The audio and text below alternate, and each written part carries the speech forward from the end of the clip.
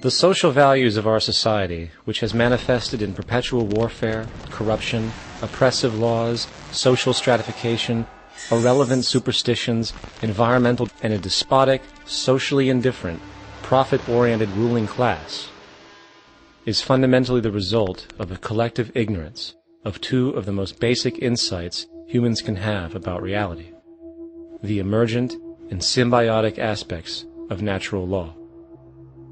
The emergent nature of reality is that all systems, whether it is knowledge, society, technology, philosophy, or any other creation, will, when uninhibited, undergo fluid, perpetual change.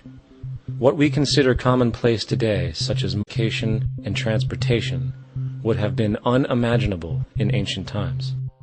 Likewise, the future will contain technologies, realizations, and social structures that we cannot gone from a geocentric universe to a heliocentric, from believing that demons were the cause of illness to modern medicine. This development shows no sign of ending, and it is this awareness that aligns us and leads us on a continuous path to growth and progress. Static, empirical knowledge does not exist. Rather, it is the insight of the emergence of all systems we must recognize. This means we must be open to new information at all times, even if it threatens our current belief system and hence identities. Sadly, society today has failed to recognize this, and the established institutions continue to paralyze growth by preserving outdated social structures. Simultaneously, the population suffers from a fear of change, for their conditioning assumes a static identity, and challenging one's belief system usually an apprehension, for erroneously associated, when, in fact, to be proven wrong should be celebrated, for it is elevating someone to a new level of understanding, furthering awareness. The fact is, there is no such thing as a smart human being, for it is merely a matter of time before their ideas are updated, changed, or eradicated. And this tendency to blindly hold on to a belief system, sheltering it from new, possibly transforming information, is nothing less than a form of intellectual materialism. The monetary system perpetuates this materialism not only by its self-preserving structures, but also through the countless number of people who have been conditioned into blindly and thoughtlessly upholding these structures, therefore becoming self-appointed guardians of the status quo.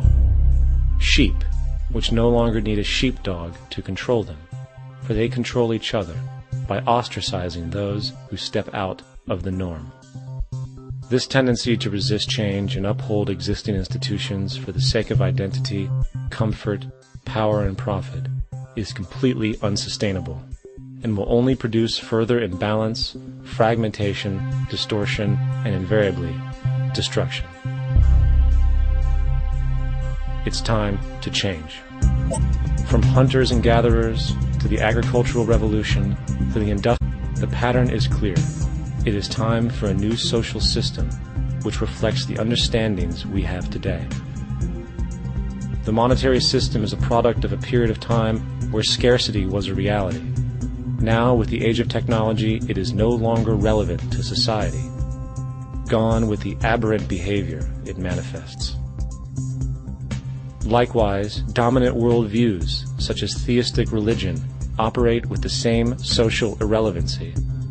Islam, Christianity, Judaism, Hinduism, and all of the others exist as barriers to personal and social growth, for each group perpetuates worldview.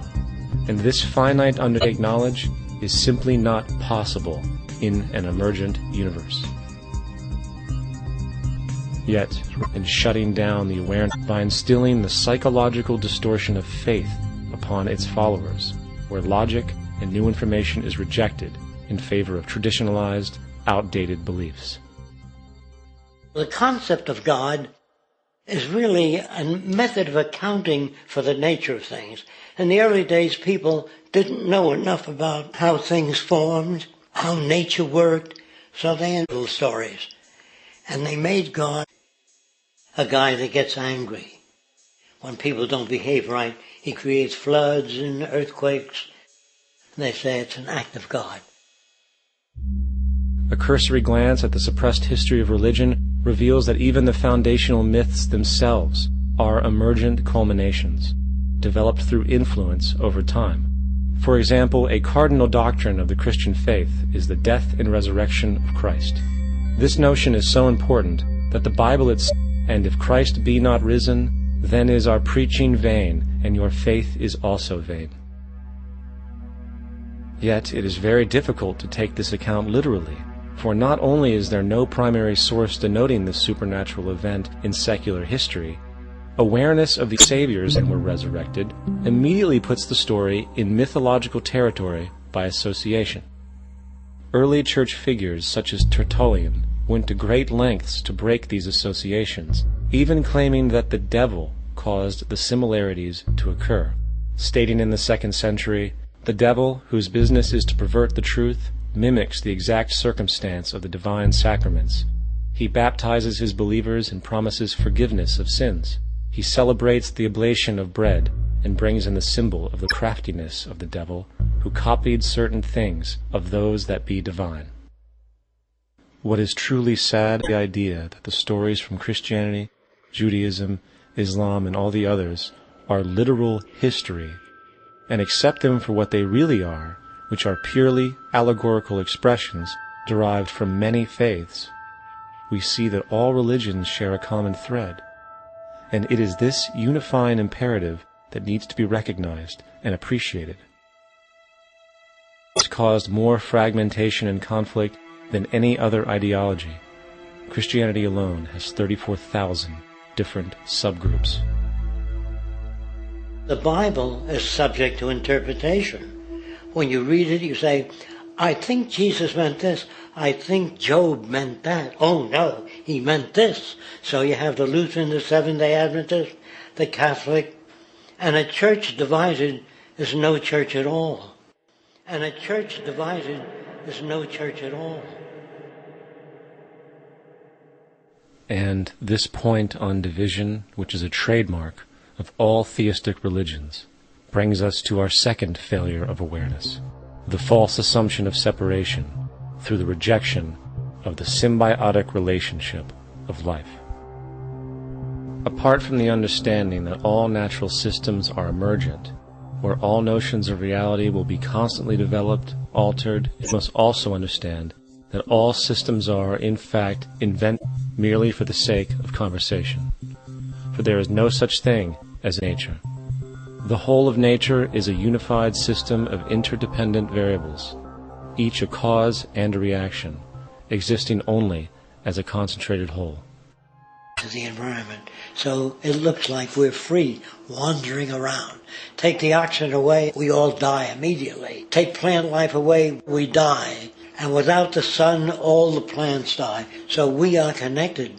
We really must take into account the totality. This isn't just a human experience on this planet. This is a total experience. And we know we can't survive without plants and animals. We know we can't survive without the 4 elements, And so when are we going to really start taking that into account?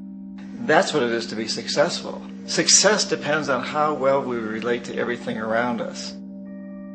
I'm very aware of the fact that my grandson cannot possibly hope to inherit a sustainable, peaceful, stable, socially just world unless every child today growing up in Ethiopia, in Indonesia, in Bolivia, in Palestine, in Israel also has that same expectation. You got to take care of the whole community or you're going to have serious problems. And now we have to see that the whole world is the community. And we must all take care of each other that way. And it's not just a community of human beings. It's a community of plants and animals and elements. And we really need to understand that. That's what's going to bring us joy, too, and pleasure. That's what's missing in our lives right now. We can call it spirituality, but the fact of the matter is joy comes from that bliss of connectedness. That's our God spirit. That's that side of ourselves inside you. It's this amazing, wonderful feeling. And you know it when you get it. You don't get it from money. You get it from connection. Now, if that isn't a hazard to this country, how are we going to keep building nuclear? What's going to happen? happened to the arms industry when we realize we're all one? It's gonna fuck up the economy. The economy that's fake anyway. The economy that's fake anyway. The economy that's fake anyway. The economy that's fake anyway. The economy that's fake anyway. Which would be a real bummer. You can see why the government's cracking down on the idea of experiencing unconditional love.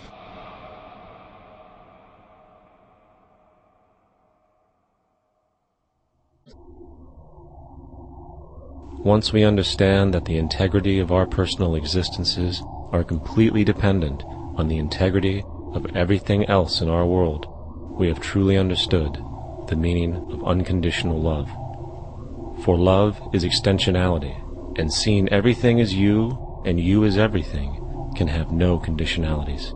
For, in fact, we are all everything at once.